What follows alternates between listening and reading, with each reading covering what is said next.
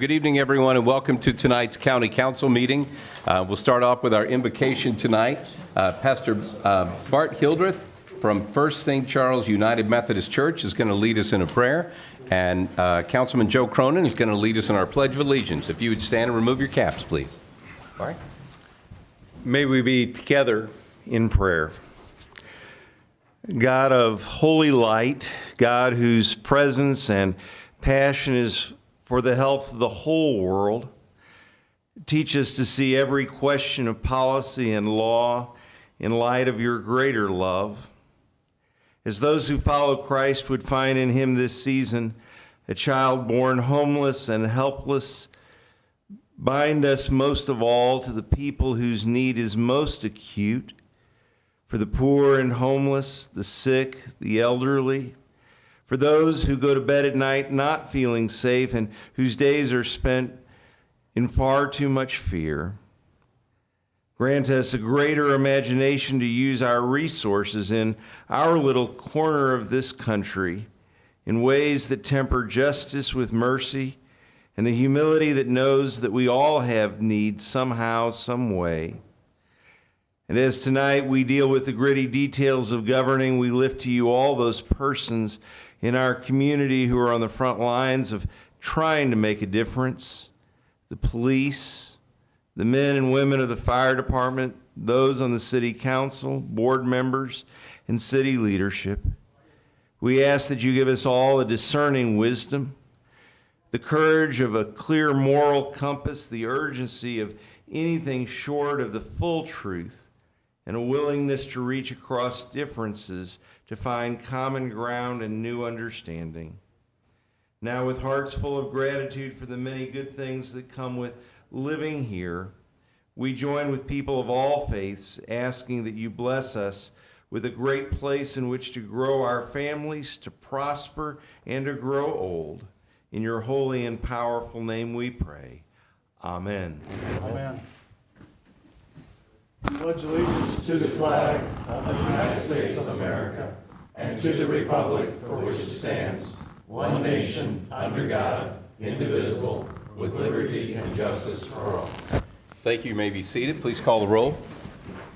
Councilmember Joe Cronin. Here. Councilmember Joe Brazel. Here. Councilmember Dave Hammond. Here. Councilmember Mike Elam. Here. Councilmember Terry Hollander. Here. Councilmember Mike Klinghammer. He's here. Councilmember John White. So it's my understanding we have no public presentations tonight, correct? So we'll move on to conditional use permits, Bill number 4540. Bill number 4540, an ordinance granting conditional use permit CUP 1711 for a trash transfer station to Metrofill Development LLC property owner.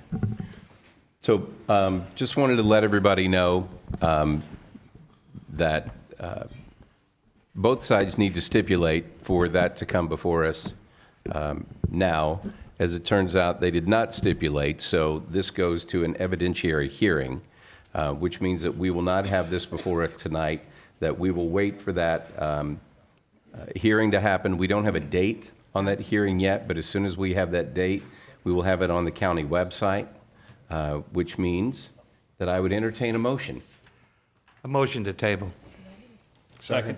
Motion made in second. All those in favor? Aye. All those opposed? So bill number 4540 is tabled. So in effect, what that means is it's going to sit on the table until they get this hearing scheduled and done. The hearing, correct me if I'm wrong, is open to the public, and people can attend. I don't know about asking questions. I don't believe they're allowed to do that. Only the applicant and community development is allowed to speak in that. So you can only show up as a bystander to hear, because our last public comment, which seems like so long ago, doesn't it, when we had our last meeting, and we had over 400 people at the meeting. Where did they go? Not that you all aren't lovely, and we appreciate you being here. It's just what a difference a venue can make. So once we find out the outcome of that, the attorneys will put that statement together. We'll get that back, and then it will get put back on our agenda. We'll move forward from there. Right? It will always be on the agenda because it's tabled, so we I won't be mean, putting it back. We'll just alert We them. will pull it, once we get all that, we'll pull it off of the table, we will vote on it, and then it will be done. But we are finished in terms of public hearing on that. That being said, we are up for public comments, and our first public comments is coming from, We have Raymond Schulte. He's speaking on Bill 4540.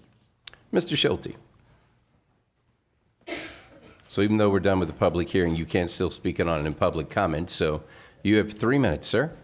Yes, my name is Raymond Schulte, and I have a couple of comments.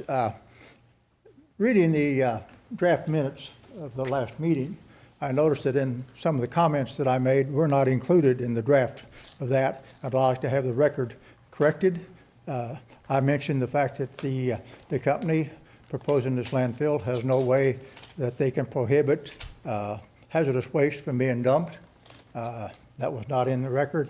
I also made a mention of the fact that sometimes in years past, we have had county councils that drive businesses out of operation simply because, like the racetrack years ago, there's been farmers been forced out of business because people move in next to a farm and they don't like the smell of a hog pen, and they force the business out. Now we're trying to reverse that and bring a business back in that affects the residents living in that area. Thank you. Thank you. Mr. Chairman, Yes, sir. just so everybody at home knows that these minutes are a summary of our last meeting, but everything that was said at that meeting will become part of the record. Should it ever get in front of a judge, he would be able to read the entire thing, including every statement made by everyone there that night. Very well, and we also do have the video footage of the meeting that would be reviewable. Next speaker? We have on Bill 4541, Chris Kinsey. Mr. Kinsey, how are you? I'm well. How are you? Good. I appreciate you taking my comments tonight. I wasn't able to attend the past meetings you had on Bill 4541, which is the approval of a piece of property off Summers Road. I live at 312 Point Loma Boulevard. I've been there about 7 years, and currently on Summers Road, maybe it's 2 or 3 miles long at the most. We have elementary school, we have a high school, and around the corner on DD, we have a junior high. And my main concern is traffic and how traffic's going to be handled. Currently, if I don't leave my house by 7, I can't get out of my subdivision in the morning because of the school at the elementary school, and I can't get into my subdivision in the afternoon. And adding more people is only going to make the problem, I believe, worse. We also have DD traffic coming across Summers Road to get to the businesses that are on the other side, of N and the Walmart, Lowe's Depot, or the Lowe's store. So I'm kind of curious if anyone's been on Point Loma, knows the area, has ever tried to get out of that street, or even knows the location where we're talking about.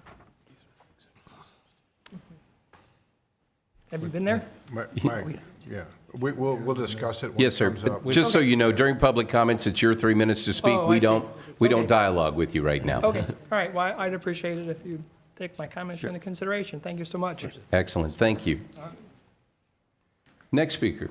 On 4541, David Voles.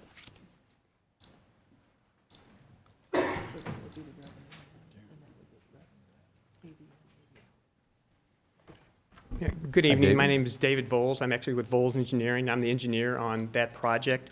And I missed the last meeting, so I wasn't able to be here. I know there was a lot of discussion that took place. I tried to listen to the tape, and I watched all of the comments that were made, and I tried to respond to those in writing. I don't know whether you were able to receive those or not, but some of the issues that came up was, one was the density, I know, and we are asking for R1E, but all the lots are R1D density, which is 10,000 square foot, and I think the average lot size is 11,600 or so. And the preliminary plan that we took to the Planning Commission, that the Planning Commission conditionally approved shows those lots. The only reason we asked for R1E was the staff actually suggested that we do that, and the reason that was so that we could add a common ground strip to give access to that lake. And that was probably an error. We probably should have just left it R1D, but that's why we asked for R1E. And the staff's rationale was that both R1E and R1D are both in line with the master plan of the county. So they didn't see a problem with that. They recommended approval of that, and that's why we went ahead with that zoning. Another comment that was made was the Forest Road connection. And I have no problem going back to the Planning Commission and amending our preliminary plan to eliminate that access, because it does not help or add to our project at all. In fact, not making that connection would probably add cul-de-sac lots. We have the same number of lots, so I have no problem doing that. At the time, we were trying to generate circulation, because it's always good to have, circulation in projects. So that's why we showed that connection. It made sense, but it doesn't help us. And if the residents don't want that connection, then that's not a problem at all, eliminating that connection. I think those were the two main issues I wanted to bring up. And if you have any questions later or now, I'd be happy to answer them. Thank you. All right, thank you. The next one, we have Tammy Hempen. Hi, Tammy. Good evening. I'm Tammy Hempen. I'm the Executive Director at Lutheran Senior Services at Breeze Park. We are right at South Breeze and Highway 94. Thank you. So I prepared a statement, if that's okay. Sure. Okay. On Highway 94, we have different intersections. There are two right in our area that do not have any kind of light or traffic signal. And we understand you can't put a traffic light at every intersection on 94 for various reasons. But Highway 94 in South Breeze is a very dangerous intersection. We average about 10 accidents a year at that intersection. The most recent one that affected us was on November the 5th, when we had one of our residents, Max Leff, fatally killed in that accident. He was a passenger, and he was T-boned by a U-Haul truck. He was 94 years old. We've had several residents get into an accident at that intersection, and employees, as well as visitors. We've spoken to the St. Charles County Road Board on November the 15th to ask for their support in our efforts working with MoDOT to try and improve the safety at that intersection. We understand a traffic signal is not the best choice, and so we want to try and encourage them to move forward with the J-turn project that they had proposed in 2015. So the purpose tonight isn't to, I know you don't have a whole lot of influence over the actual funding for the project, but we do ask for the county council's support in our efforts working with MoDOT. That's it. Thank you. Thank you. Next speaker. Craig Workman.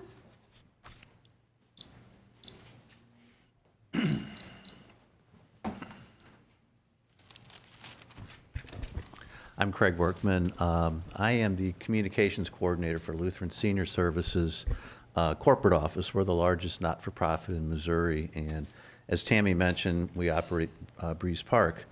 I won't repeat what she just told you, but I'm here to tell you give you kind of a corporate perspective.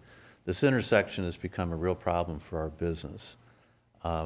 People talk. We have over 300 residents. They have family members. We have more than 250 employees. We're a major employer in St. Charles County. And they all have to go through this intersection every day, whether they're coming or going. There's no acceleration lanes. There's no J-turns. And we've asked MoDOT many times in the last 10 or so years to help us to make some sort of improvement to this intersection. And as of this moment, there's been zero. So we are asking, again, for your support, your political support, possibly help MoDOT with some financial support to make fixing this intersection a priority. It's a big issue for our business. Our political capital in Missouri is spent and things that help seniors, like Medicaid reimbursements and some of that boring stuff. We're not into infrastructure and roads and bridges, so we're asking for your support. We've talked to some of our county legislators, local legislators. Our residents are mounting a really nice letter writing campaign, and if you can imagine older residents being passionate about this. So we're getting some support, we're getting some traction, and your voice in this would be greatly appreciated by us. Thank you very much. Thank you. Last speaker is Arnie Dienoff.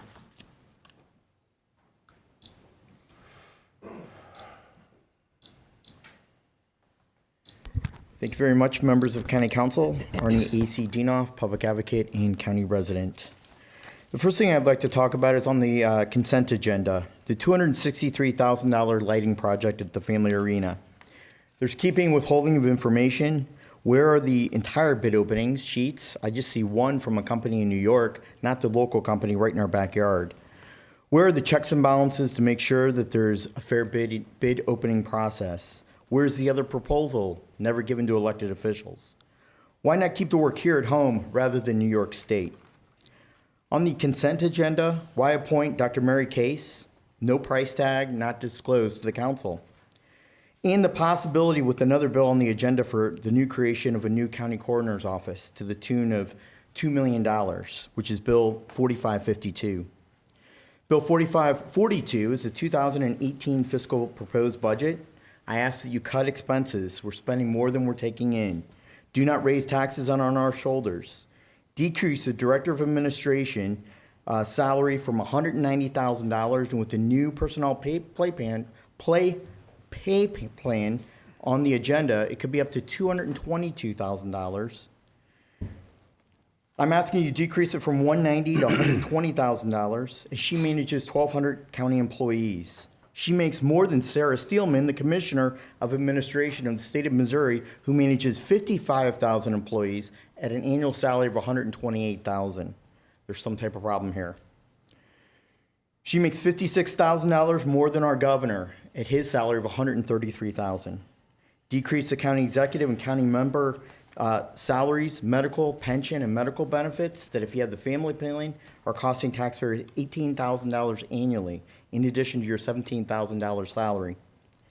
Do not employ expensive, unethical, game-playing lobbyists in Jeff City buying power and votes with our money. Get the expensive political patronage communications office with 9 full-time public information officers, cut it down to 2. And the double salary dipping of the finance director, also dubbing as the director of the Family Arena, cut his salary down. Stop the inflated and expensive self-inflated salaries, a pay hike to get of you, council members, to $2,100 per meeting, which includes benefits, insurance, and pension. Bill number 4551, vote no on lobbyist friends, political paybacks, $150,000 plus all their expenses. Bill 4552, vote to table. There's been zero discussion, no understanding, and zero debate of the council. You're creating another county office of county coroner, spending $2 million plus a year's contract with Dr. Mary Case. I ask that you vet this, that you debate it in public, not behind closed doors. Thank you, Mr. Dienoff. Your time has expired. Any other public comments? That's it. That's it. Oral report from the county executive. No, sir. No report from the county executive. Move on to the consent agenda. Are there any items to be removed from the consent agenda this evening? Go you first. I'd like to remove bids and proposals. Bids and proposals? Or is that what it was? Hold on. Which particular bids and proposals would you like to remove? Trying to get on here. I saw It's something. actually approval of bids. Approval of bids, I'm sorry, yeah. You want to remove all of that section? Yes, all of them. All right. I'll so second. All those in favor? Aye. All those Aye. opposed?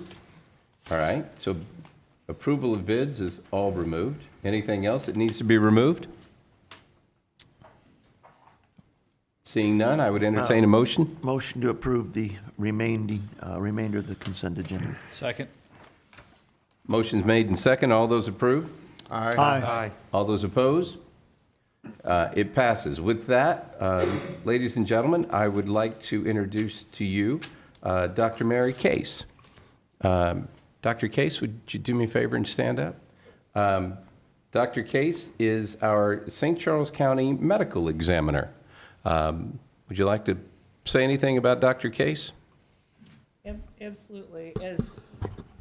Can you hear me?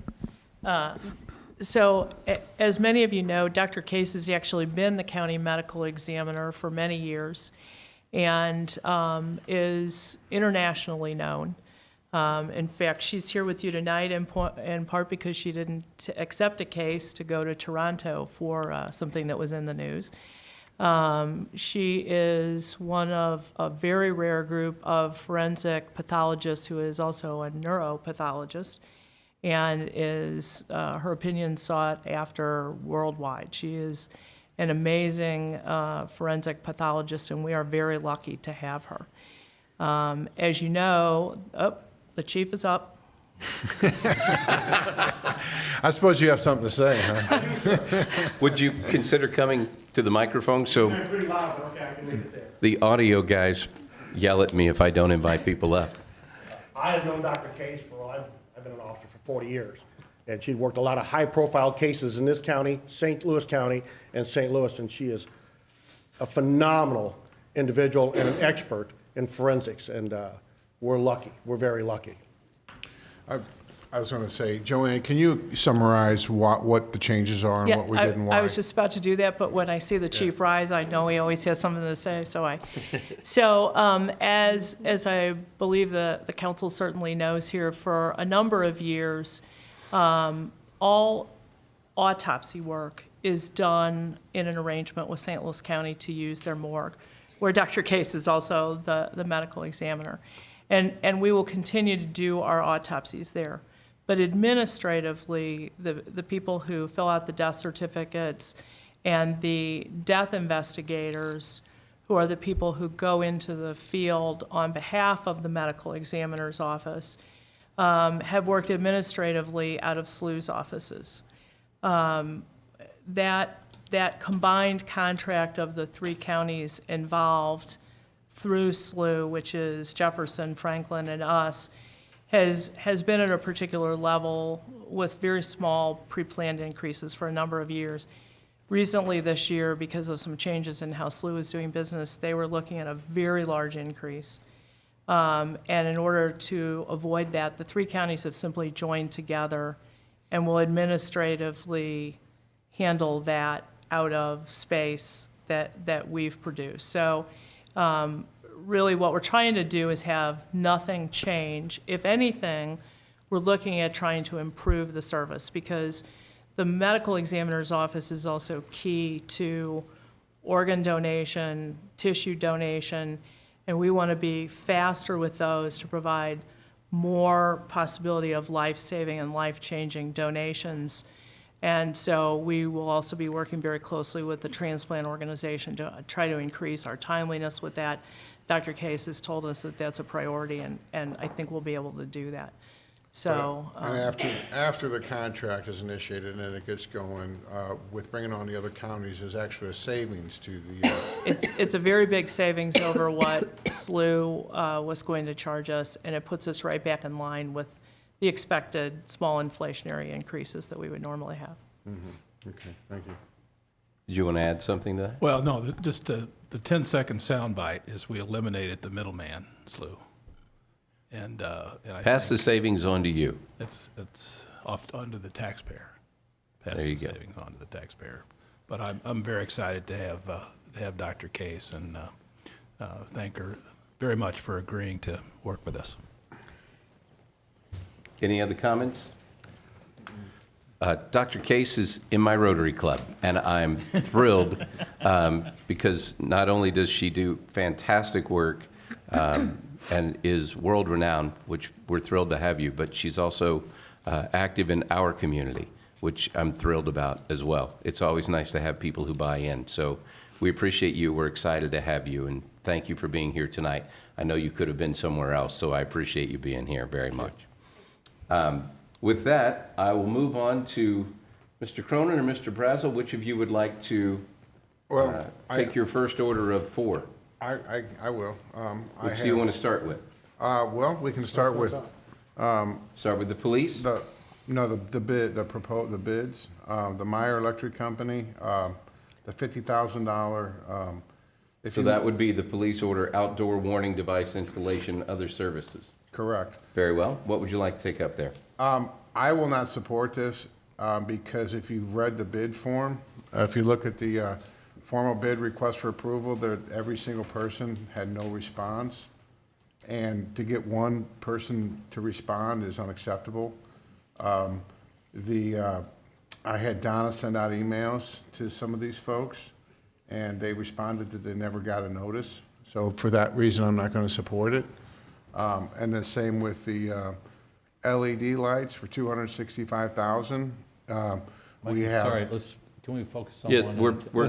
we're doing one at a time. Oh, okay. Yeah. Well, there are similar issues, so go ahead. Okay, Mr. Cronin?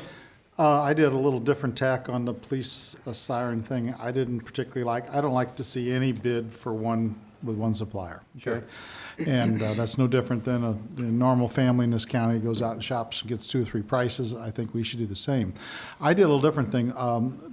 The emergency siren system is produced by a company called Wheelan, and I'm familiar with them because I have Wheelan products on my little Cessnas at County Airport.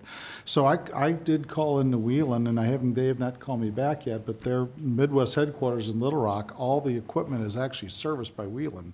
So the contract's for putting it up in the air. I also saw a clause in the contract that scared me a little bit. It was $300 per foot if they do trenching and hit rock. And I thought that was pretty excessive. And then there's another thing too. This is a $50,000 contract, which means it comes before the council. But I think Mike Klinghammer may have hit on this before. If this is subject to renewal, it doesn't necessarily, and I asked Joanne for clarification, under the charter, it wouldn't come back before us. So, you know, I'm okay with it because I know if this is something that's time sensitive for the chief, and we have to do it, and we only have one bid, then maybe that's something we have to do. But I sure don't want to see it renewed until we approach Wheelan, get some more people that are familiar with this. I think the reason we didn't get more bids is a lot of these electrical contractors aren't familiar with Wheelan. And I'm sure Wheelan's got more than one person in the whole state of Missouri putting these sirens up. So that's where I'm at with it, okay? Any other comment on this? Councilman Brazel, can I just note that on the Gerstner response that you received, we followed up with them, and they did admit that they got it in April and when it was rebid in October.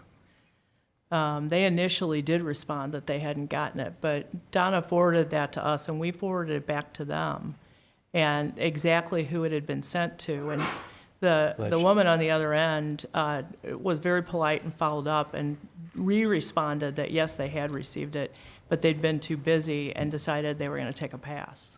Did the other, why does when you have, what has he got on here, 10 or something, and every one of them said no response? Do we know why? We don't, there's one person doing bids, so there's not callbacks to people on a routine basis saying, why haven't you bid? I mean, Bob may want to speak more to that, but there's just, we don't have the personnel to do that. So if people call in and say, we want to get a bid, we put them on the list and we send the bids to them if it's within their area of expertise. Donna, did anybody else respond to that? Bath did, and they said that that was not under something that they did.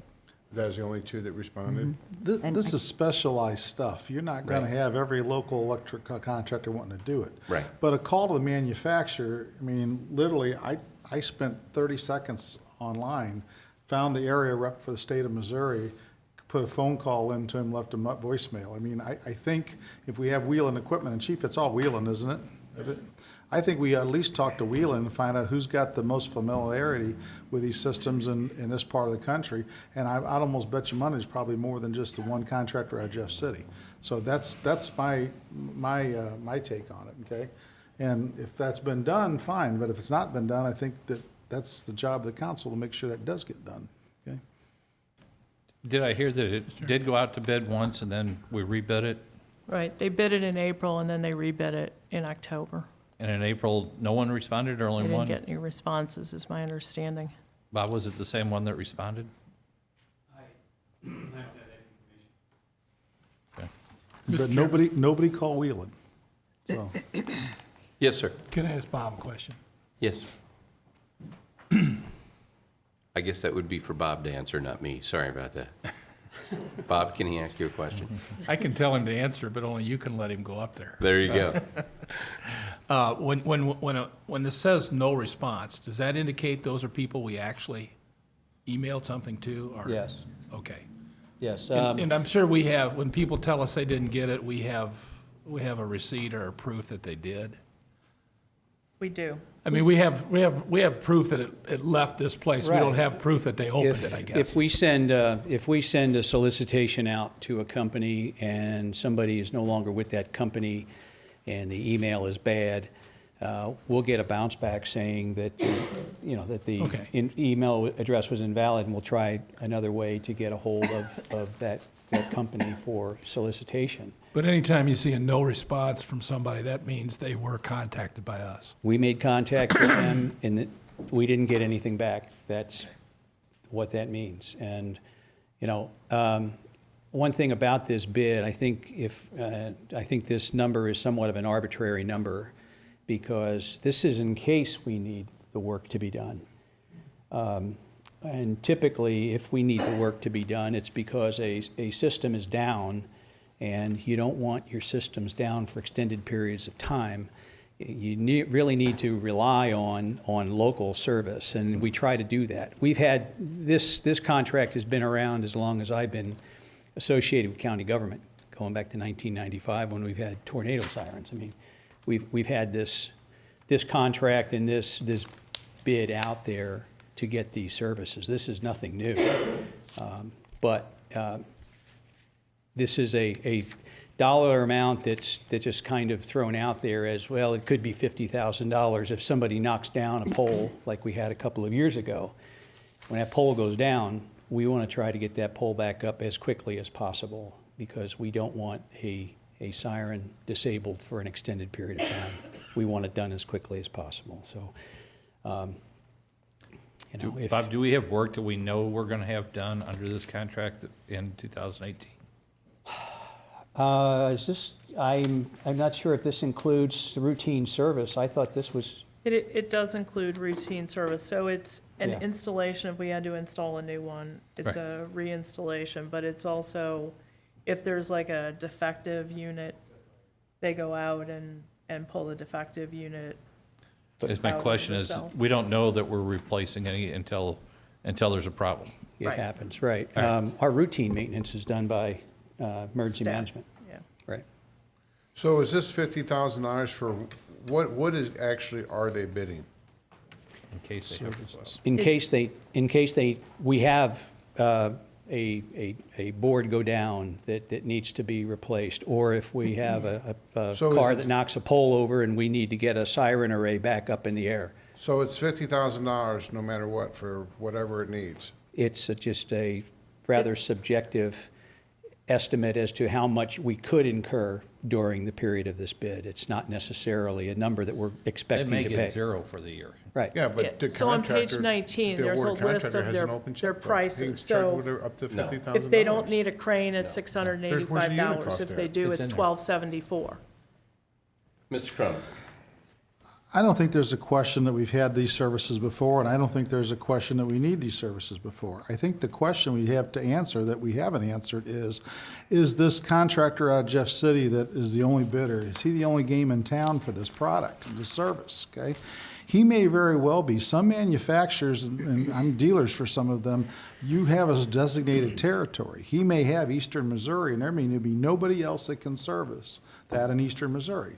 Then again, there might be 3 other guys in St. Louis that are distributors and repair centers for Wheeling. You don't know until you go to the manufacturer. And the phone number's on their website, and they've got an area manager. So if we're gonna do due diligence on this, somebody needs to call Wheeling. I'm fine with passing it under the understanding that somebody calls Wheeling and find out if there's anybody else that services this in St. Charles County. And that may be the case, okay?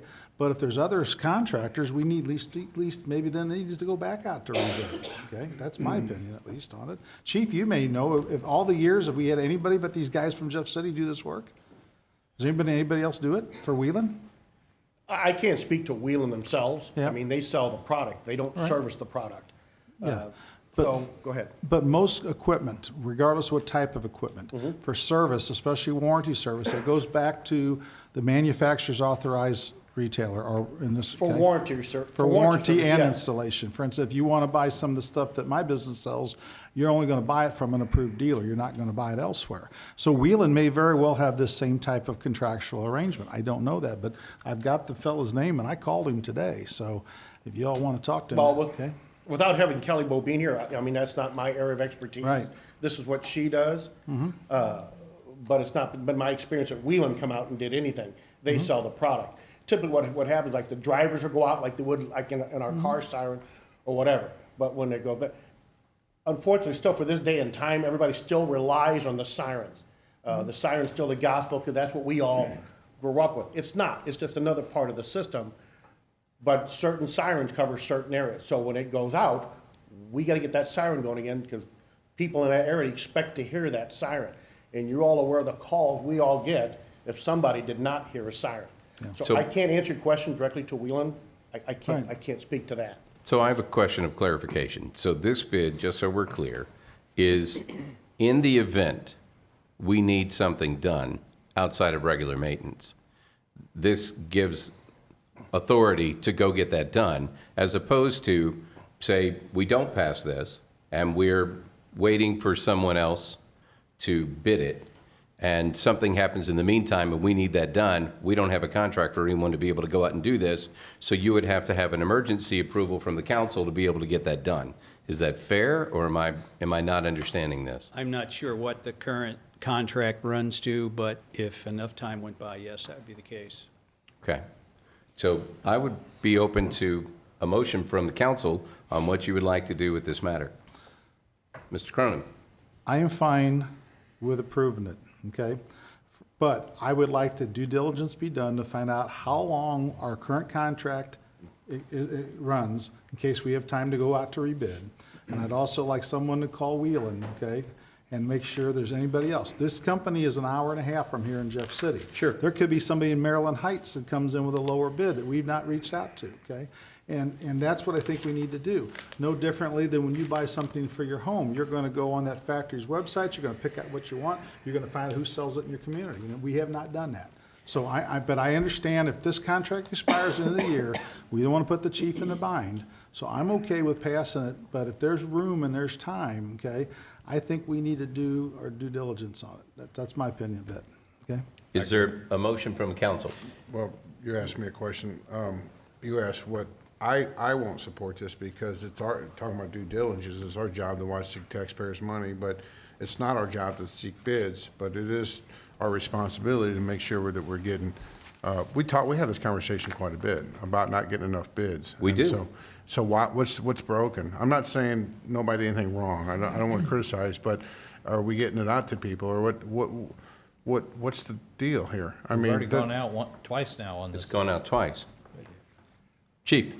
Some people, and I can't speak for vendors, some people just don't want this work. They don't want to leave the ground or whatever. But to make you comfortable, we're not into the crunch. If you want to further discuss this, we're not in storm season, Joe, that we're under a panic. So I'm not in a position tonight to put you folks on the spot. My God, if you don't do this tonight, the world's going to end. It will not. And if you're not comfortable, I'm certainly not the one going to push you there. But we can't make people bend, put vendors. Now, I don't have an answer for yours, Mr. Cronin, without talking to Kelly Bobine, who manages this for us. Mike, one other thing, if I could. Can I do Bob real quick and then come to Dave and then to you? Sir? I'd suggest that if you do anything other than pass this bill tonight, that you just table it, and we can get a look at anybody else in the area that's Wayland authorized, but it's been said, we've put this thing out on the street twice, and there's a lot of people looking at our bids because of responses we do get, but I'm perfectly willing to run this up the flagpole again and see what's out there. Hang on a second. Mr. Hammond?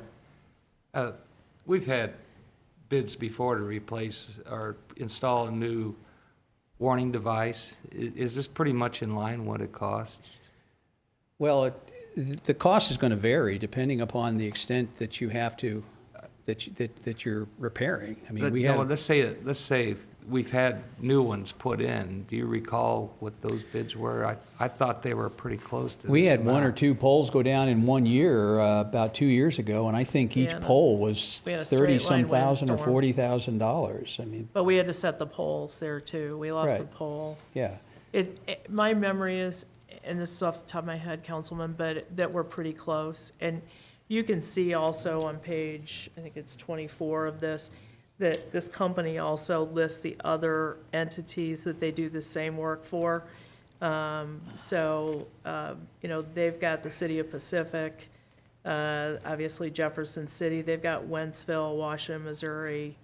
They've got some from us in the past, and Cottleville. Looks like the last contract we had with them, we spent just under $8,000.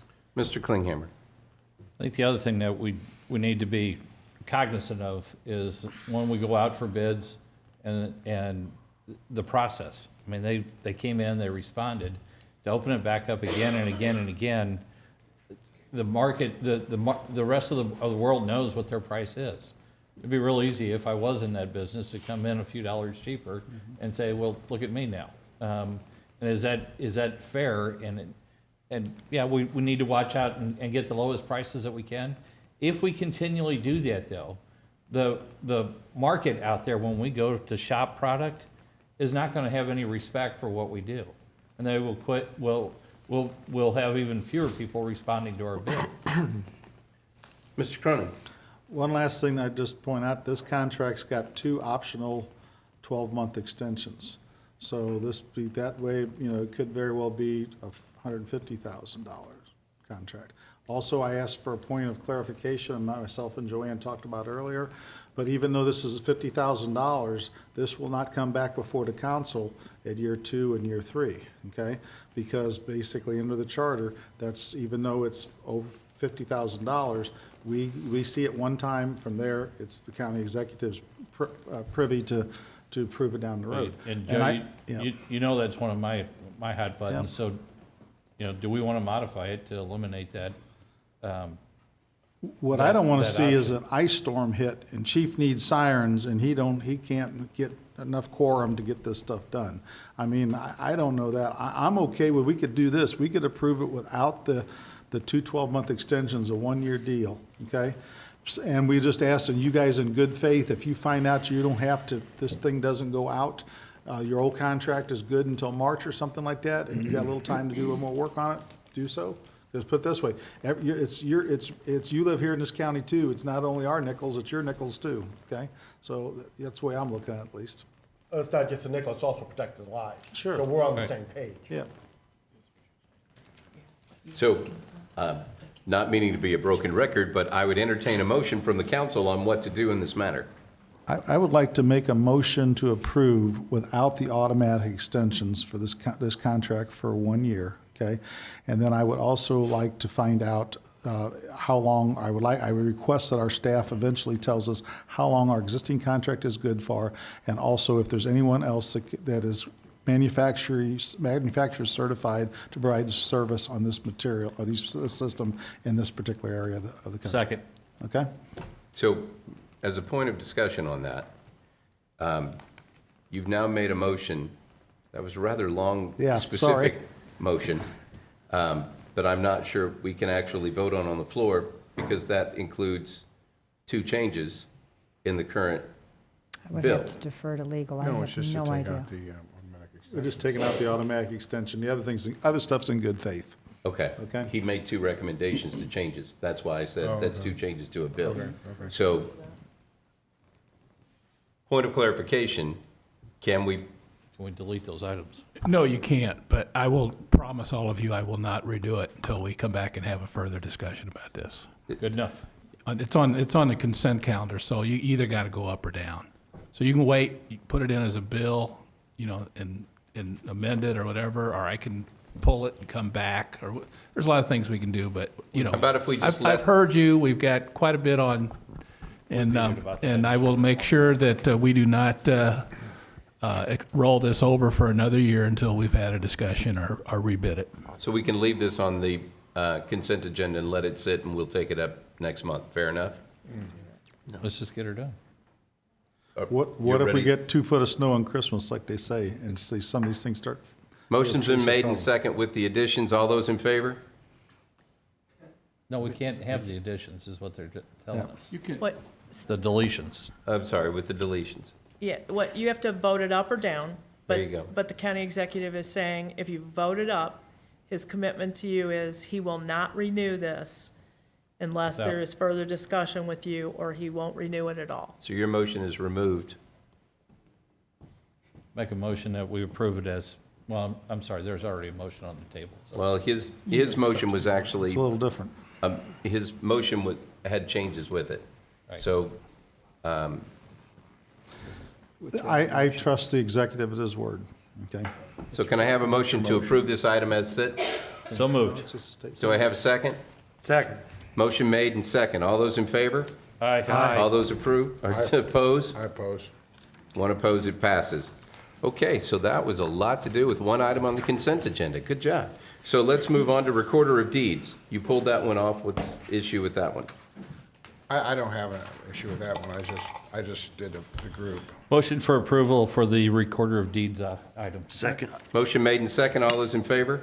Aye. Aye. All those opposed? Joe was gonna talk about it, but I guess you missed it. That's okay. I did a little work on that one too, okay? All right, so, and this doesn't matter, we can get this done either way, but she's been using the same software solution company for, I think here it says 2001. There's other people out there do it. St. Louis County uses a different one, okay? And my question would be, have they ever chalked any other software solutions to do it?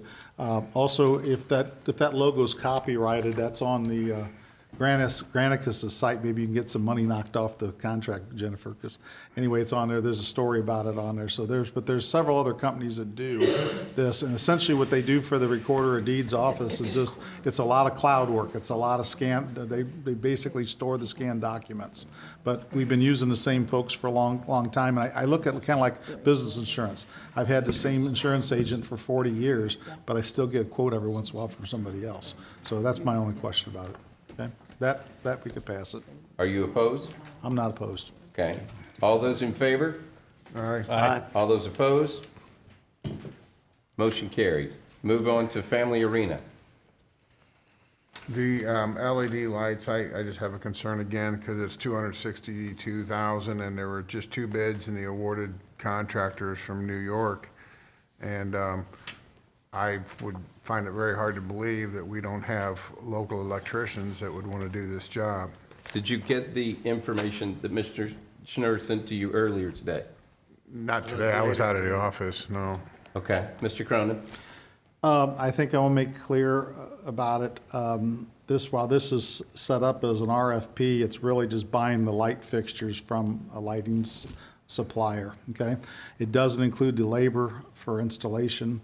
It doesn't talk about, for instance, warranty. If the fixture craps out, do we have to pay a company to come back and do it on our own?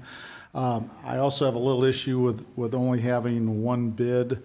I went on Ameren's site, and basically LED lighting is a big thing for businesses now. On Ameren's site, they've got 31 different approved service providers for LED lighting in the St. Louis metro area. I understand that this lighting is specialized, but I think how this should have been done is the facility director and the Family Arena staff should have discussed what type of lighting they needed, okay? Came up with a list of fixtures. That list of fixtures should have went out to people that are approved to do this kind of work. We should have got a price for not only the fixtures, but installation labor combined, okay? And I just don't like it. I've been looking at this stuff myself from our own commercial buildings, and the price keeps dropping and dropping. And the other thing is, and I guess I wonder if this is up to county, but I can tell you, because I put new heating and cooling systems on these, with Ameren, if you want their rebates, you have to use a contractor from their approved list.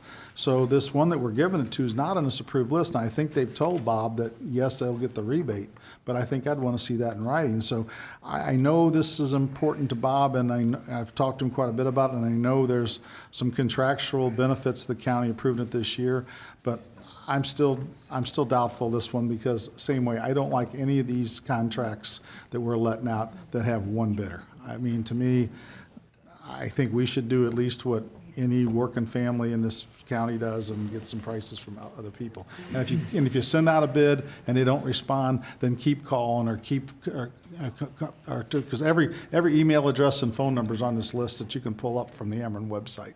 So I don't know if the bid pack went to all these folks, but these folks all specialize in LED lighting. It's like Frost Electric, Metro Electric, a lot of big companies in St. Louis. There's Guarantee Electric. There's St. Louis LEDs, Titan LEDs, Gateway LED Solutions. There's a ton of them in here. So Right. that's my point, okay? Who said Mr. Chairman? Bob.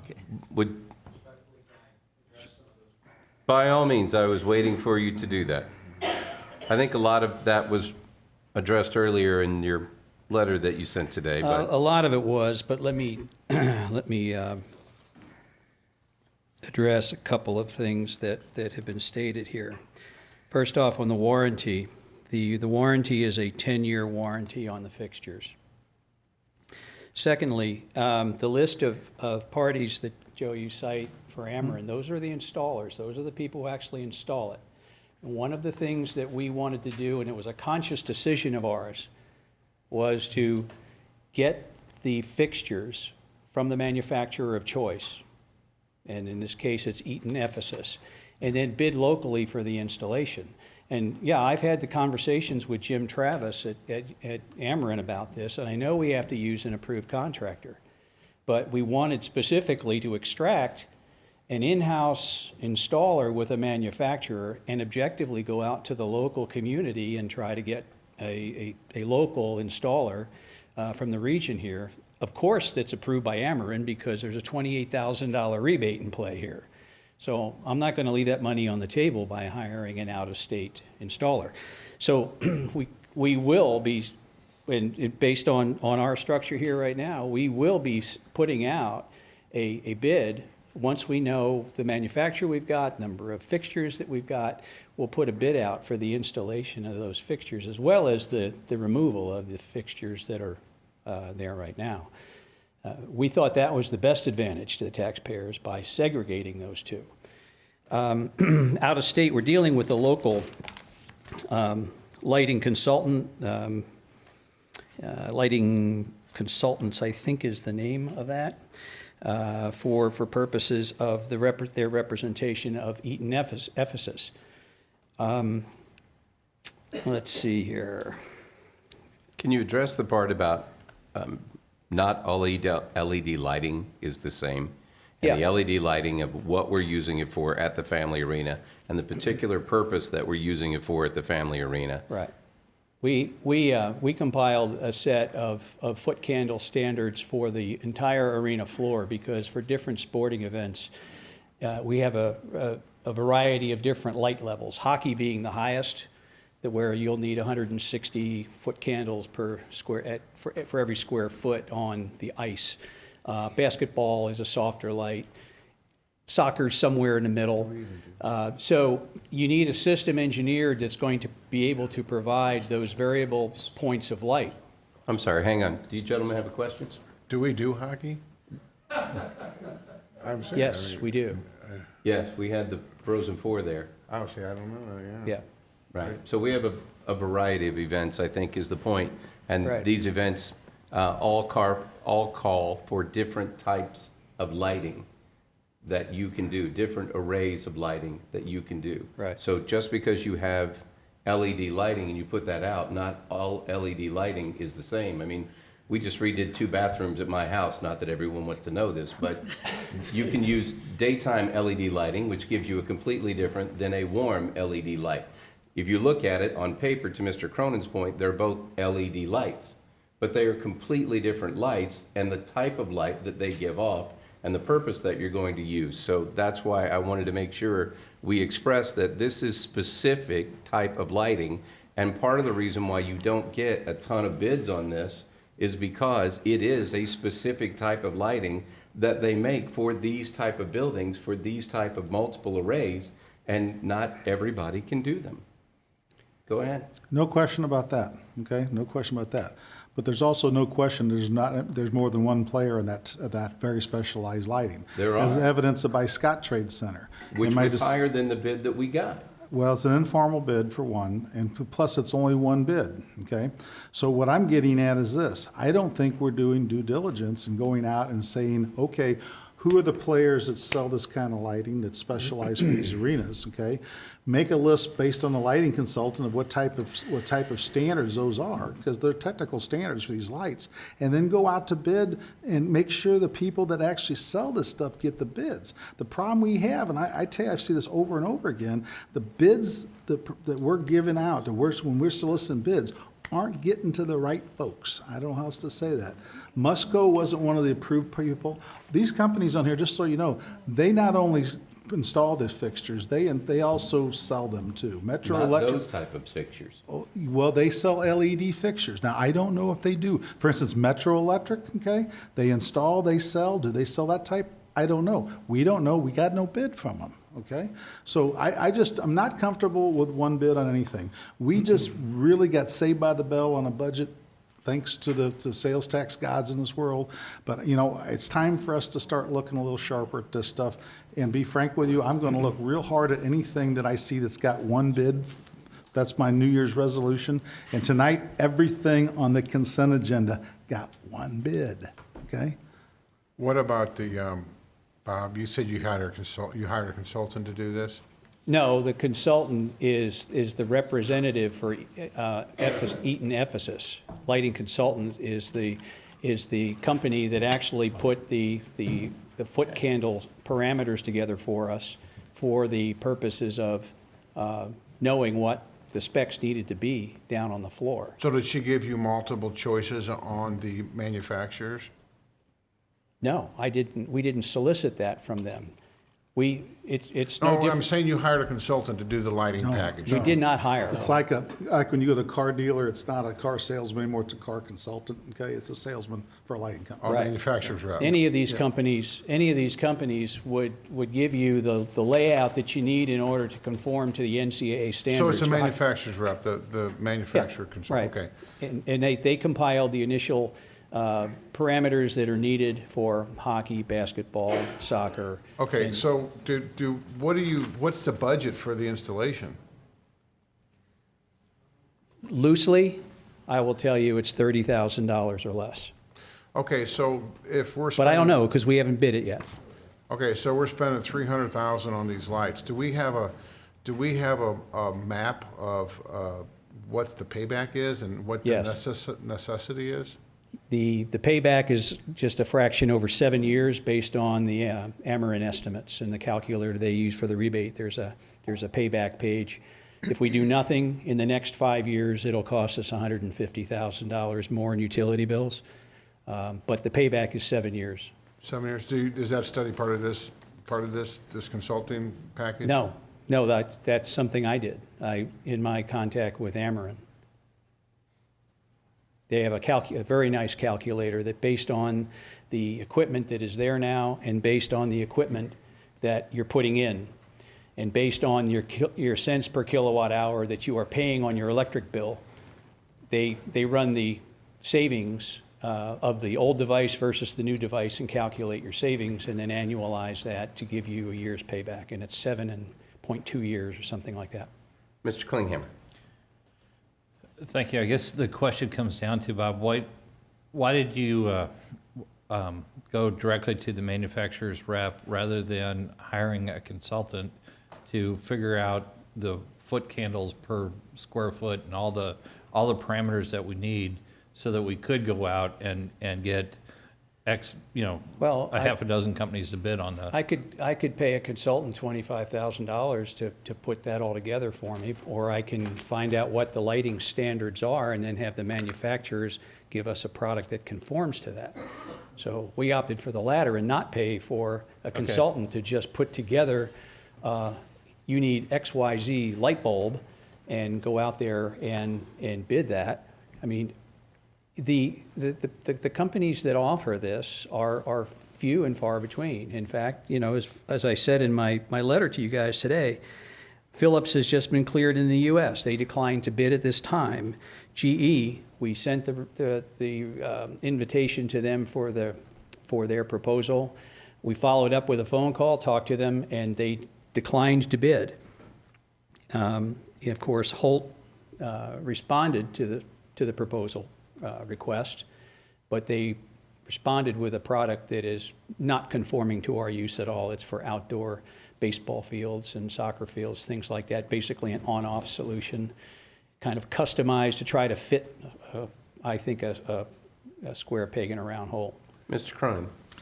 But just to be clear, Mike, this isn't, they didn't put a request for specification like a normal purchase. The approach this as a request for proposal, okay? I don't want to get into semantics, but to me, it should be a request for bid, not a request for a proposal, okay?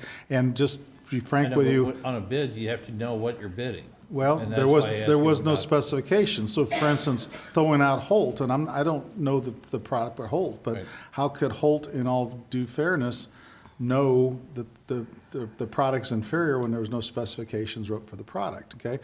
Also, the second thing I guess is the point, a contention. I guess the way it's done is. Sales consultants for manufacturers, if you deal with them very much, and Mr. Brazel, you probably deal with them, you guys probably get as many, you probably get as many opinions from sales consultants as you do attorneys. Okay, sorry folks, okay, that attorneys out there. But I mean, that's the thing, just the way it is. I mean, one guy will say, oh, this is the best thing on the planet. Next guy will say something different. I deal with them all day in, day out. The other thing is there's no contract from Ameren. So I can tell you from using this program before, usually there's a preliminary contract you entered into with Ameren, okay, on this, and we've not seen that. No, that's not true, Joe. That's not true. That's not true.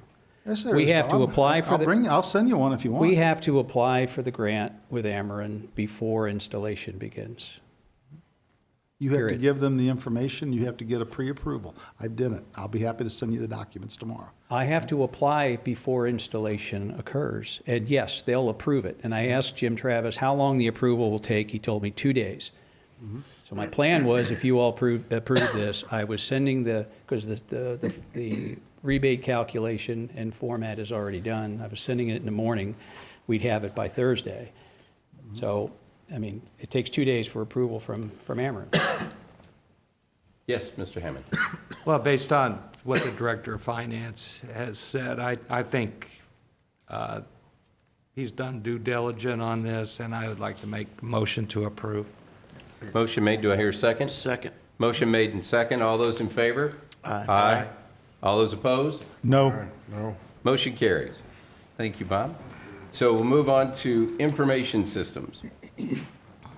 On this, gosh, on this one too, I just sent an email out. I don't believe I got a response. Donna, did we send that? Who did we send that? Did we send it to the council, or did I?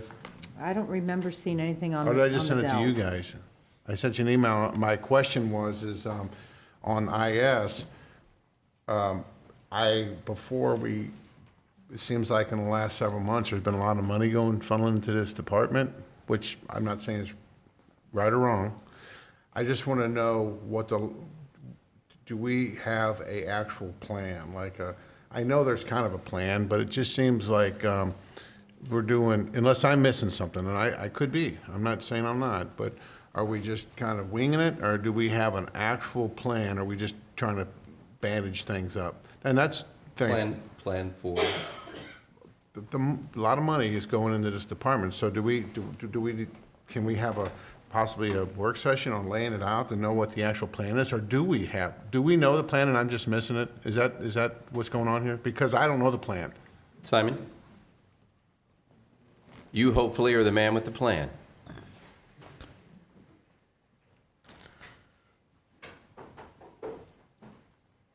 Good evening, council members. So the good news is, yes, we have a plan. The bad news is we have no control about when those things in the plan execute, right? There's a lot of things in the works. We're waiting on Microsoft for a few things. So we're trying to make a decision balancing risk and spend, right? The longer you don't spend, it's kind of like a car. You don't know when it's going to break down. Do you want to take the risk that it's going to break down, or do you want to spend the money to avoid the risk? Well, I don't know, you're asking me a question I want to know, but and I know that was hypothetical, but the concern I have is last meeting, we put several $100,000 in consultants to temporarily get us through to the next, whatever that next time frame is. Correct. And then does any of the council members know, was this 166, whatever this amount is, did we know that this was going to come up, or is this just another one that we just surprisingly have to put another $166,000 in? Was this a part of the plan? Well, I think you're two different things, but go ahead. Right. So what was up the last time was related to the EOC, right? That project. What is on the agenda for this evening is to rectify issues in the current infrastructure. If you remember, I shared with you our plan to go into the cloud in back earlier this year, in 2017. Yes. That is taking longer to execute than we thought it would, right? So we hired a firm to handle all the engineering. They've tried to handle it for the last 3 months. They're seeing a lot of issues in the system, and they're recommending we fix these issues because they don't know when something bad is going to happen, right? We can either elect to spend the money and fix it, or take a risk that nothing bad is going to happen. Yeah, but Simon, I'm just asking you this, before we approve this, to me, it would make sense to sit down and have a conversation on, here's what we're doing, here's our long-term goal, here's exactly what we're gonna do, and I know we did that, like... Earlier this year. Right, Yes. but we're not on track. If you guys know, we're going another way, I mean, with a lot of expenses, and no one's been asking questions. So the fact is... I wouldn't say that's true. We just may not have asked the questions of you. Well, no one's out, I'm asking questions now. I'm saying. And last meeting, no one asked any questions. To say no one's asked questions. We didn't have a lot of conversation about last meetings, and so when I saw this, I thought, okay, let's have a conversation. So all I'm saying is, you guys can vote for it. I won't support this tonight. If you want to support it, go ahead, that's fine. But I think that we should have a conversation on, here's our path, here's what we're trying to do, or here's what we are going to do. Worst case scenarios here, good case scenarios here, and just have an idea, because we have no level of expectations. Mr. Cronin. This is what bothers me about this more than anything. Okay, in this bid, it says, our urgency in addressing this need is related to contractual inability to force the MSP to support a degraded infrastructure. So we're saying we can't use our contracts to force our MSP to support our degraded infrastructure. Next item, continued delays in the Microsoft's government cloud Azure project. We had something about this 6 months ago, and apparently there's continued delays, so that's another reason for this $169. And the third thing is attrition in IS staff to handle day-to-day workload, because people are leaving. My fear is that we keep on buying expensive Band-Aids when in reality, I think the patient needs a transplant, okay? So I don't know how to put it in other words, but I mean, last meeting was for some consulting engineers, it was still 100 and some thousand bucks. Here's another $170,000, and we've going around and around the last 6 months, and we're still at the same place, so. The way I understand it is that, what we need to do is we need to, this seems to be money that will keep the patient alive until we get to the transplant. Exactly. Okay? Is that somewhat correct? That's right, yeah. We're waiting for a donor at this point, and I don't have any control about when a donor is going to show up, so we can avoid, and just to give you some idea about, and I'm willing to come and have work sessions and explain it. I know I've talked about this. I've talked to the executive multiple times, just to give you some idea of the diligence that goes through before something like this comes before council. We actually have discussions with the executive, and I have to brief Jennifer. Then Jennifer has me brief John and Joanne, so that's another presentation. Then it's convincing finance about everything that we're buying seems to make sense, and it's blessed by them. So there's multiple levels of diligence that we go through before something ever comes in front of council. But in addition to that, I'm more than happy to come. I've got slides that explain the map, where we are in it, what's causing the delays. One last question I've got, okay, if Yes, you sir. don't mind. Last meeting, it was $100 and some thousand for engineers to outside engineering source because temporary help or whatever. Correct. And this week, this meeting, it's $169,000, and part of it's due to the attrition of IF staffs. Are we going to see these kind of purchases every couple of weeks, or, I mean, can you give us an idea of where the end of this, when we're going to quit buying Band-Aids, I guess is the thing I'm asking, okay? Okay? To go back to the analogy that Mr. Hollander used earlier, I cannot guarantee exactly when the donor is going to show up. It's supposed, Microsoft says we are ready to go, we just have to clear up a few hurdles with them. Right? It's working with Microsoft to clear up those hurdles. All the spend that we were supposed to make in the cloud and start saving money, we haven't been able to do that this year because of those delays. So in some sense, there's some transfer of those cloud spends to this fix that we need for the infrastructure. So we could be seeing more of these same type of agreements every couple of weeks, you think? No, I don't expect that. No. Okay. Well, and I would ask for clarification, because last time we were actually hiring personnel. Correct. And this is for storage and servers. So Correct. this is data for us to hold, because we can't put it in the cloud as of yet. So we need a place to put this data temporarily before we can actually put it somewhere else, and before it was to help us with actual personnel. Fair? Mr. Klinghammer? Mike, if I can, and Simon, I'm going to ask for your help on this. I understand that there's a lot of things that go on before it comes to our level. Mm-hmm. We get it on Friday, and to a little bit of Joe's frustration and mine as well, we don't understand what we're approving. It's $169,000. We didn't see it coming. It wasn't something that we could look at on the budget and say, okay, we know that we've got these expenses that are coming up. So I guess what I'm asking for is that we have more conversations and dialogue, rather than the three little paragraphs that are on here that mean absolutely nothing to me. Okay. I need more verbiage from you, from your department, because this doesn't tell it. This does not tell the story about why we need to spend $169,000 of taxpayer money on a Band-Aid, if we're going to go back to I think we're doing that for Dr. Case that's here today. I started to say, we had the transplant, we had the transplants. patient, you know. We haven't had to call her in yet for the. If we get to the corner, we're in trouble, We're in man. real trouble then, but. That's the whole point, is to not get to the corner, right? I think that's our biggest frustration, and I looked at this, again, I hate seeing things on the consent agenda because we only have one shot at it, for $169,000. We get it on Friday and we're voting on Monday. Not a whole lot of chance for dialogue and conversation in there.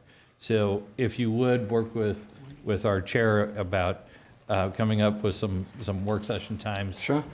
Sure. And again, for those of us that want to know more about it, and some maybe don't, but I think it would help us feel better about approving it, rather than just close our eyes and hope it's a good idea. Thank you. Okay, sure. I'd like to make a motion to go ahead and approve the information systems. Motion made, do I have a second? Second. All those in favor? Aye. All those opposed? Opposed? No. Motion carries.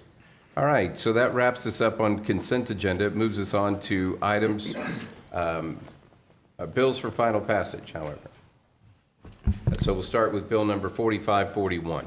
Bill number 4541, an ordinance amending the zoning district map of the County of St. Charles, Missouri by rezoning land from A Agricultural District to R1E Single Family Residential District as per application RZ 17-13.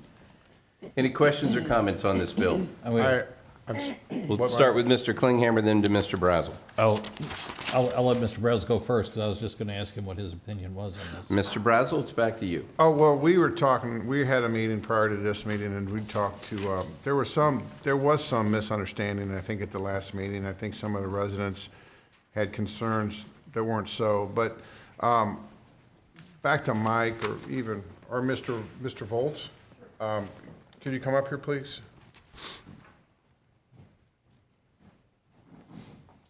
I think one of the concerns was the lots were smaller than some of the than the prior subdivision that you did in O'Fallon. Right. But that's not so, is No, it? these are actually slightly bigger than those. And so the reason you went to that other zoning is because there may be two lots that might not make the 10,000 square foot mark, is that correct? That's right. Does this work? Yeah, I believe does. so. I guess we should ask Simon if it works.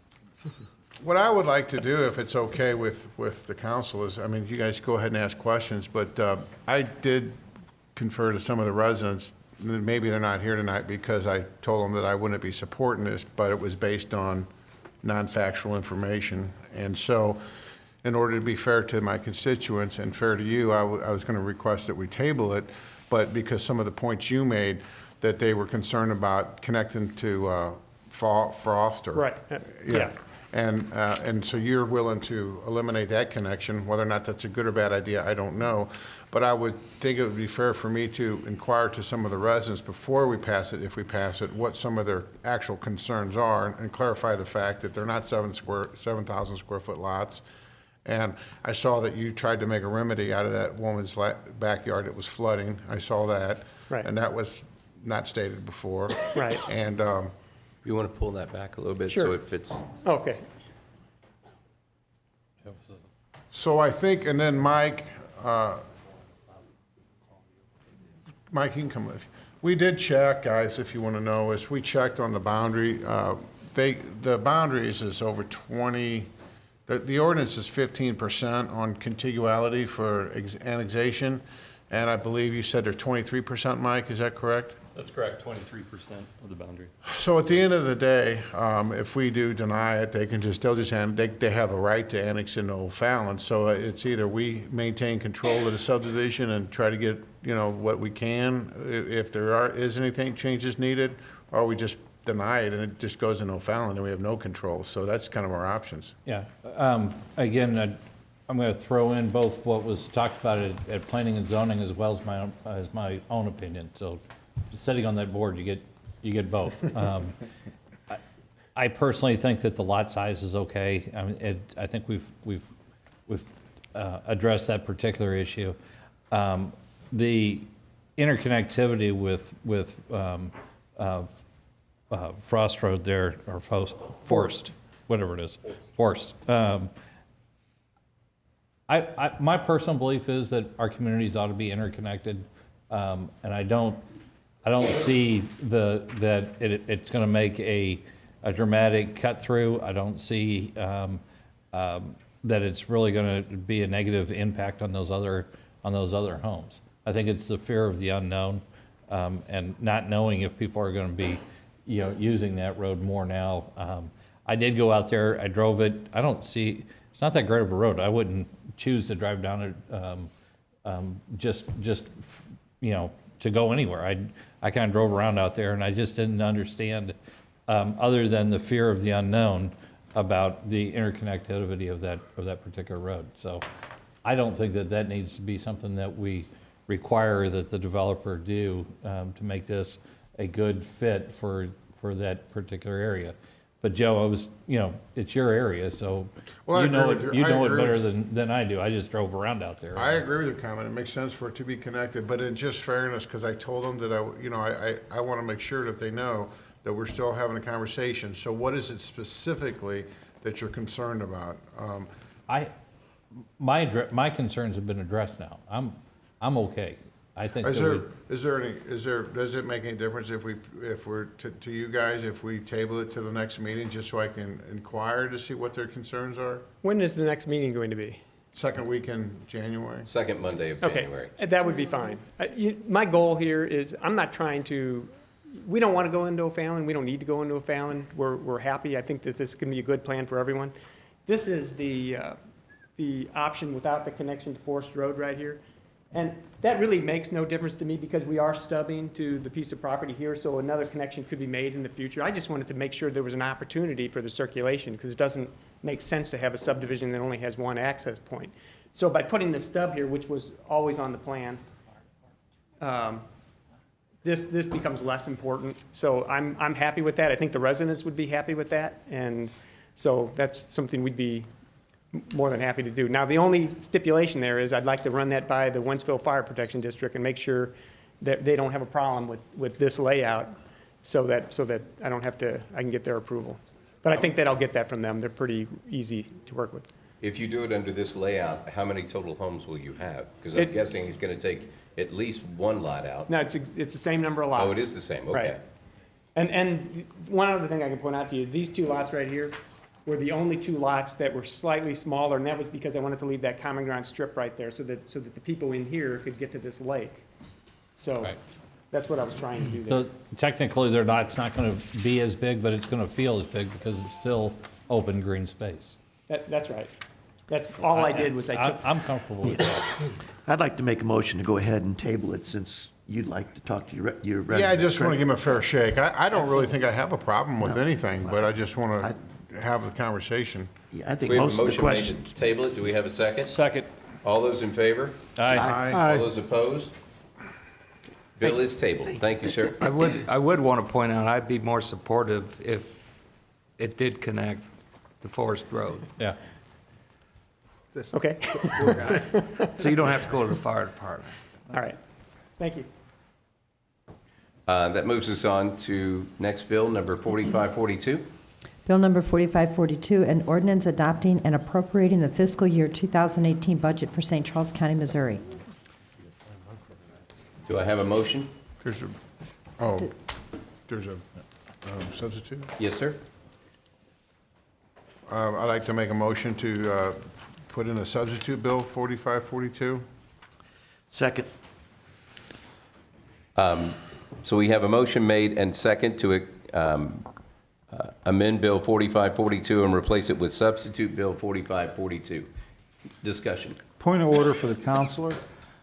Is what we're doing, is that contrary to ordinance number 17038? Is this, nope? No. You're good with it? Time-sensitive matter, specific carve-out. We did. That's right. Okay, thank you.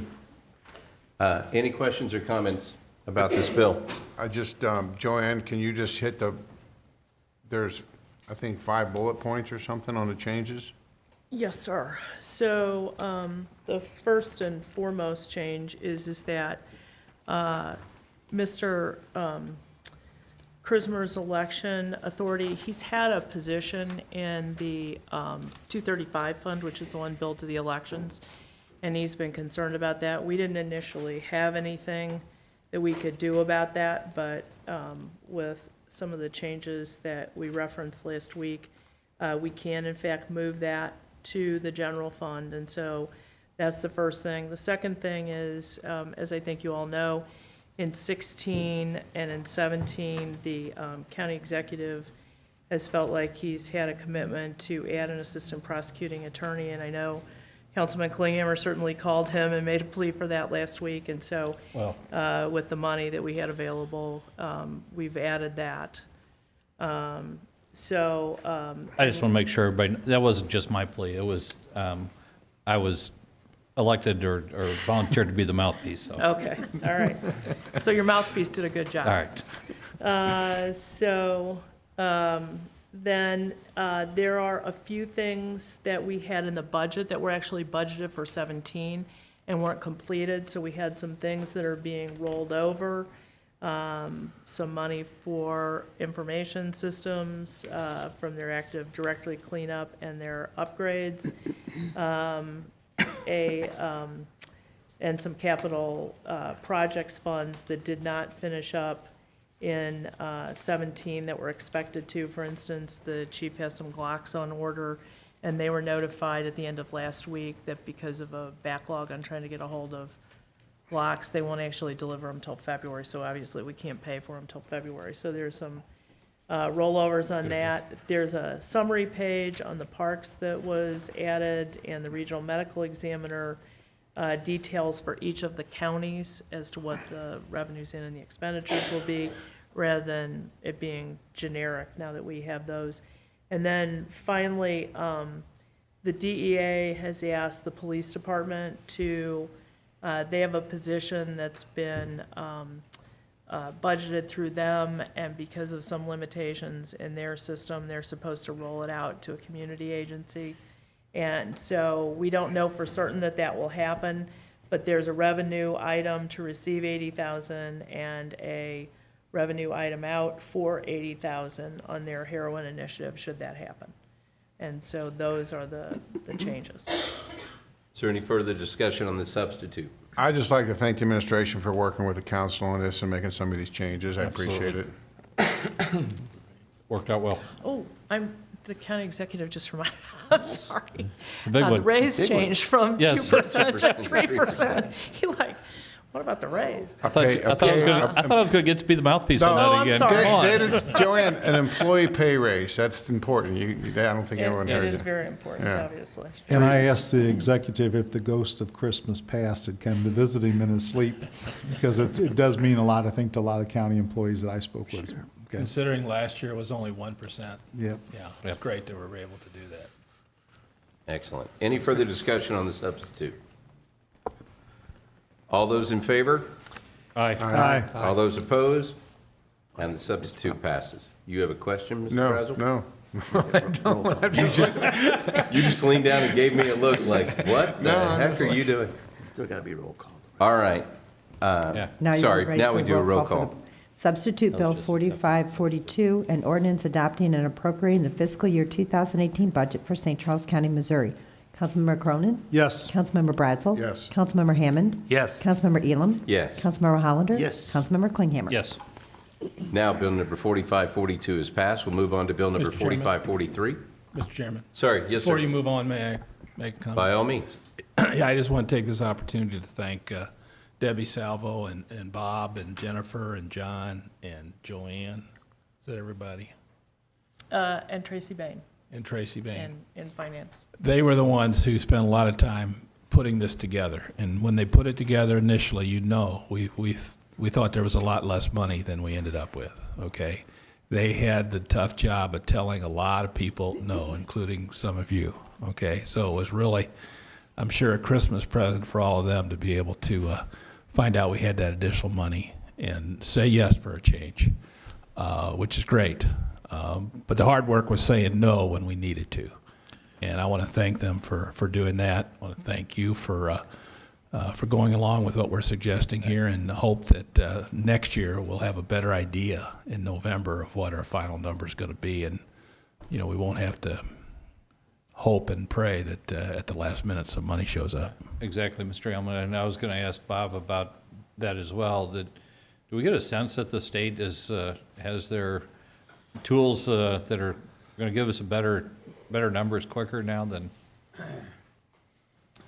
Trying to guess what kind of revenue you're going to have, and being off by that much is the whole budget process is. We received an email last Wednesday afternoon that said we've encountered, the state has encountered some problems with their portal. We kind of knew that already because we could see holes in reporting, and we were in fairly frequent contact with Jefferson City trying to figure out why we're getting information for major retailers, and then all of a sudden there's a 2-month gap, and then we get the next month after that gap reported again. And so they weren't real forthcoming with it. But in the end, we got that notification on Wednesday last week that they had identified the errors and that there would be a supplemental payment. And then, of course, the money came the next day.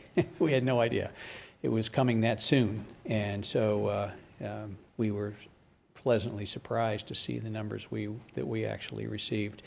But going forward, it sounds like that they have it identified. We'll be able to know, as we were suspecting before, that they were reporting errors, because we track sales tax by vendor in the top 50 retailers in the county. We track their numbers each month. So if we see the holes filling in sequentially through the year and no gaps, then we know, well, that they're there. But we'll be watching very closely. We get another round of reports the first couple of days of January. And we'll be watching it from this point forward. And as we discussed before, we'll be providing quarterly updates to the council starting with the new year. Excellent. Okay. Yes, sir. Mr. Chairman. We won't know for sure until February, Right. First week of February, we'll get the December 2017 numbers. but right now it looks like we're right on based on our projection Correct. in this budget. For 10 months, yes, our sales tax numbers are 3.43% ahead of 2016. We budgeted the effective amount of 3.26% increase, so we're right there with budget, but we have 2 months yet to go.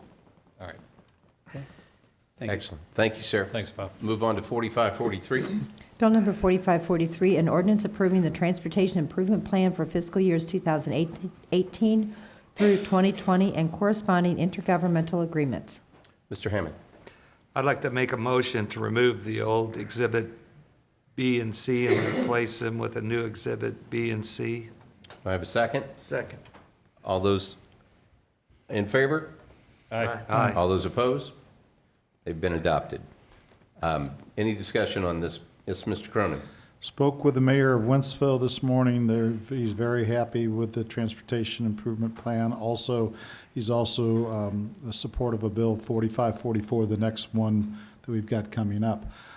Also, John Greifsue and myself met with O'Fallon's mayor, 4 of their board members, their staff on the Outer Road project, and O'Fallon's pretty happy. The county basically is cutting them a huge break, okay?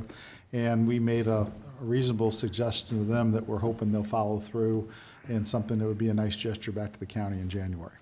Okay? Yes, sir. Is Amanda Brower here? And here she comes. Yeah, I don't really have any questions for you. I just want to tell you that everyone compliments me on what a good job you're doing and how easy you are to work with, so thank you. That was worth standing up for, wasn't it? I'll take that anytime. Any further discussion?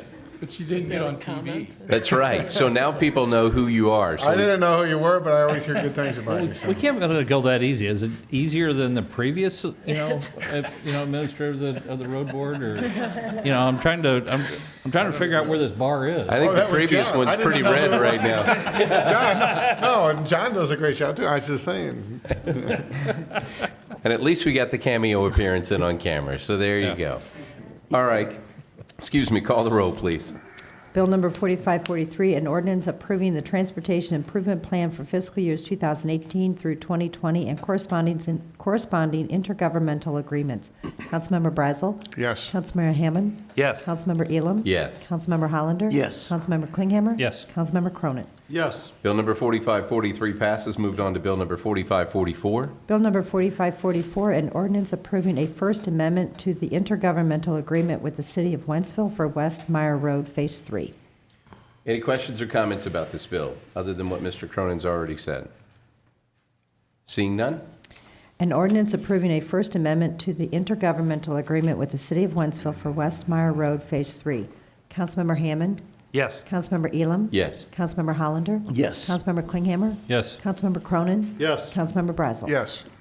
Bill number 4544 passes. On to bill number 4545. Bill number 4545, an ordinance amending sections 115.240, 115.420, 115.580, 115.670, 115.710, 115.720, 115.721, and 115.722 of the ordinances of St. Charles County, Missouri, OSCCMO, all concerning the Personnel Administration Plan, including but not limited to benefits.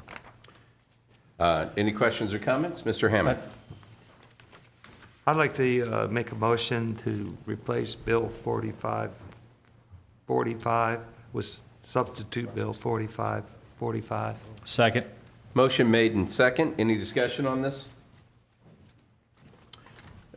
Seeing none, all those in favor? Aye. Aye. All those opposed? Substitute bill is adopted. Call the roll, please. Substitute Bill number 4545, an ordinance amending sections 115.240, 115.420, 115.580, 115.670, 115.710, 115.720, 115.721, and 115.722 of the ordinances of St. Charles County, Missouri, OSCCMO, all concerning the Personnel Administration Plan, including but not limited to benefits.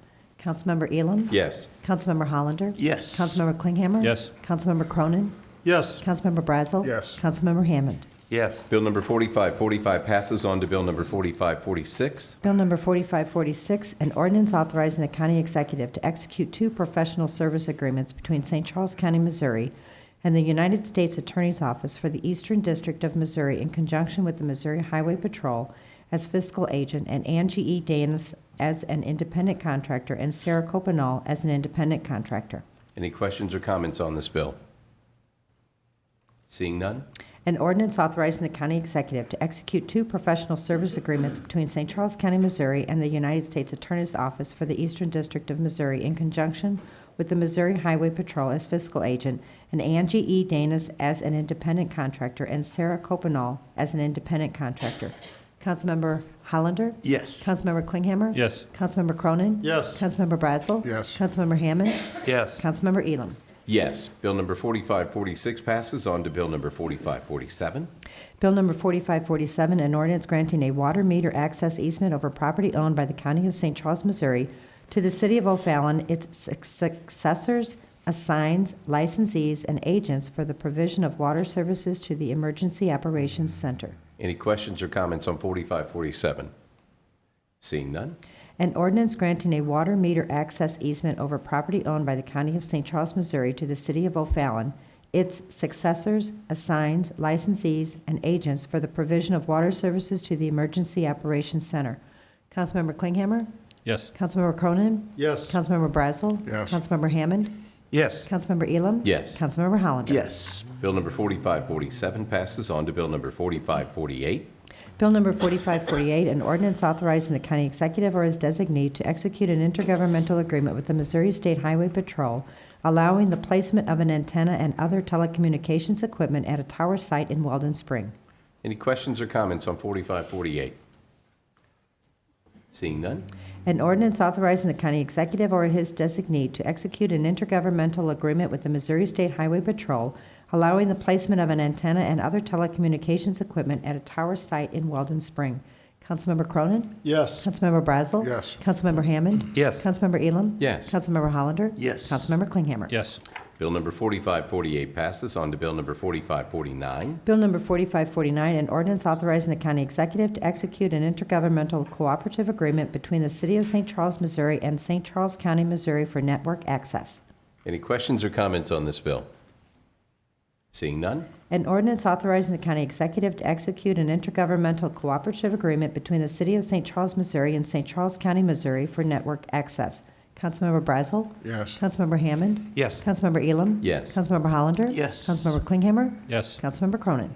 Yes. Bill number 4549 passes. We have a lot of agreements tonight. On to bill 4550. Bill number 4550, an ordinance authorizing the county executive to execute an agreement with the University of Missouri Extension Council of St. Charles County to provide educational programs and services at a cost to the county of $100,000. Any questions or comments? I'm sure Mr. White would be all in favor if he were here. Without a doubt. Just had to say that on his behalf. Call the roll, please. An ordinance authorizing the county executive to execute an agreement with the University of Missouri Extension Council of St. Charles County to provide educational programs and services at a cost to the county of $100,000. Councilmember Hammond? Yes. Councilmember Elam? Yes. Councilmember Hollander? Yes. Councilmember Klinghammer? Yes. Councilmember Cronin? Yes. Councilmember Brazel? Yes.